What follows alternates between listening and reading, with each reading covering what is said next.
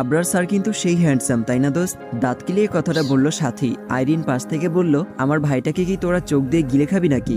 সাথী মুখ দিয়ে চসূচক একটা শব্দ ছেড়ে বলল, সুন্দরকে সুন্দর বলবো না তো কি বলবো? মুখ ফুসকে পাশ থেকে ফারহা বলল, আমারও স্যারকে খুব ভালো লাগে। ফারহার কথায় কেউ কিছু বলছে না। ফারহা পেছনে তাকিয়ে দেখে মাত্রই আবরার তাদের পাশ দিয়ে হেঁটে গেল। মুহূর্তেই জিভে ছোট্ট একটা কামড় দিল ফারহা। ইস রে, স্যার কিছু শুনে ফেলেনি তো? কিন্তু তা নিয়ে আলোচনা বন্ধ হয়নি ফ্রেন্ড মহলের মাঝে। ক্লাসেও চলছিল লুকিয়ে আলোচনা। সেটার সূত্র ধরে আবরার স্যার সারা ক্লাস কান ধরে দাঁড় করিয়ে রেখেছিল। শেষে যাওয়ার সময় আস্তে করে বলল, এখন তোমার পড়াশোনা করার বয়স, এসব করার বয়স না। সেদিনের পরে থেকেই আইরিন তাকে ভাবি বলে সম্বোধন করে। মাঝে মাঝে আইরিন বলতো আবরারও ফারহাকে পছন্দ করে, সেটা আইরিন বোঝে, বাট তা আবরার প্রকাশ করতে চায় না। এসব নিয়ে ফারহাকে কতদিন খেপিয়েছে তার হিসেব নেই। বাট আজ ফারদিনের মুখে কিছু কথা শুনে সকল চিন্তাভাবনা হাওয়ায় উড়িয়ে গেল তার। আইরিনের ছবি হাতে নিয়ে ফারদিনকে এভাবে কাঁদতে দেখে ফারহা বলল, এতই যখন ভালোবাসতে তাহলে কাউকে বলনি কেন এতদিন? কেন চুপ করেছিলে ভাইয়া? কাউকে না বললেও অন্তত আমায় বলতো তুমি। যা হওয়ার তা পরে দেখা যেত। কেন চুপ থেকে এখন আফসোসের পাহাড় বইছ? ফারদিন চোখের পানি মুছে নিজেকে স্বাভাবিক করে বলল, আমি চাইনি আইরিনের বিষয়টা নিয়ে আমাদের মাঝে বন্ধুত্ব শেষ হয়ে যাক। আর আবরার এটা কখনোই মেনে নিত না। তুই তো জানতি আমাদের বেস্ট ফ্রেন্ডের তালিকায় 3 জন ছিলাম। ফারহা একটু ভেবে বলল, হ্যাঁ, তুমি, আবরার ভাই আর সোহেল ভাই। কিন্তু সোহেল ভাইয়ের সাথে তোমাদের সম্পর্ক নষ্ট হয়ে যায়। আবরার ভাইয়া নাকি চড়ও মেরেছিল তাকে।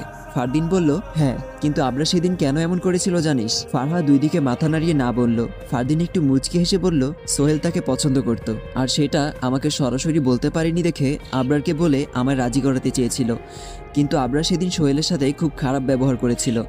দুশ্চরিত্র বলে তাড়িয়ে দিয়েছিল, আর বলেছিল বন্ধুর বোন মানে তোরও বোন। বোনের দিকে কিভাবে বাজে নজর দিস? কোন সাহসে? দুশ্চরিত্রের সাথে আরো যা তা বলেছিল। ফারদিনের কথায় চোখ বড় বড় করে তাকায় ফারহা। এই সামান্য বিষয়টা নিয়ে এত বছরের ফ্রেন্ডশিপ নষ্ট হয়ে গেল তাদের। ফারদিন আবারও বলতে লাগলো, সেদিনই আইরিনের বিষয়টা মনের ভেতর মাটি চাপা দিয়ে দিয়েছিলাম আমি।